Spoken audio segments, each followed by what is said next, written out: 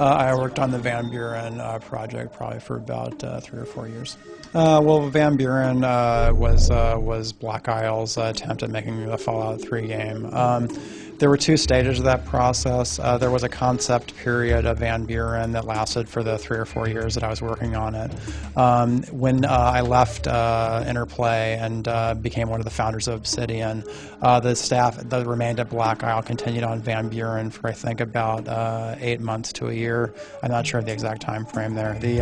When I was working on it, the goals of that title were, I had always recognized that the biggest group of adversaries that you're likely to face that have the chance to really mess up the world is another player adventuring party. So part of the focus for Van Buren was I wanted the player to have a series of rivals in the game that weren't necessarily an enemy. They were someone you were competing against with different goals. They weren't necessarily evil.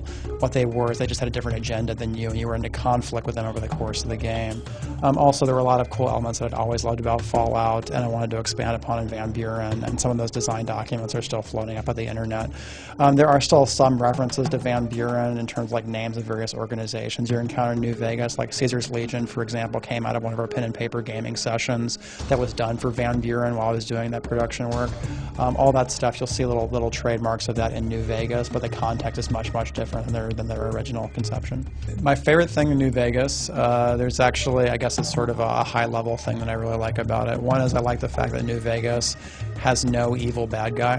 What they do is it sort of puts the player into a situation, and then the player decides what faction they believe in based on their philosophy and the actual repercussions of their philosophy in the environment. Like, for example, NCR, very democratic, seem like the good guys, but when you go around the wasteland, you sort of see all the after effects of what they're trying to do, and it sort of makes you question whether they're really the right thing for the wasteland or not.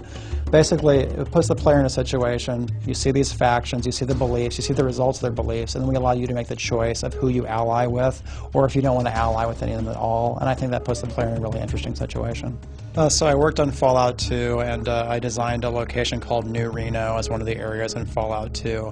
What I learned from that experience is that what you want to do when you're designing areas for the campaigns like Fallout is you want to make sure that no matter what the character build or how they've constructed their character, you want the actual environment to react to it, and you also want to make sure there's plenty of quests and ways to solve those quests that complement your character's build. So I guess in terms of the New Reno design, we actually try to make sure those elements are present in the area designs for Fallout New Vegas.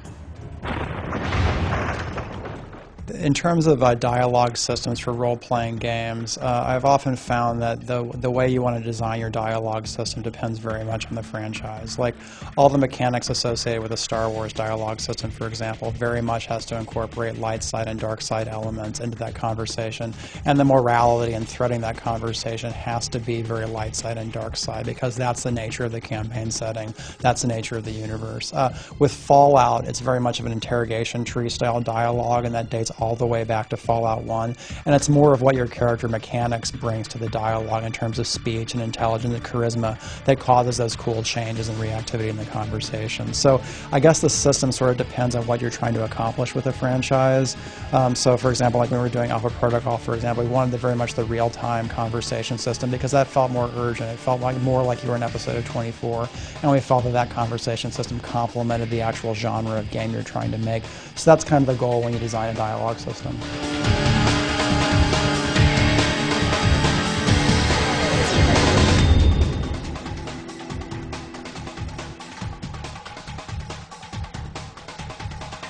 Was Van Buren named after the mustache or the president? The president. Van Buren was named after the president.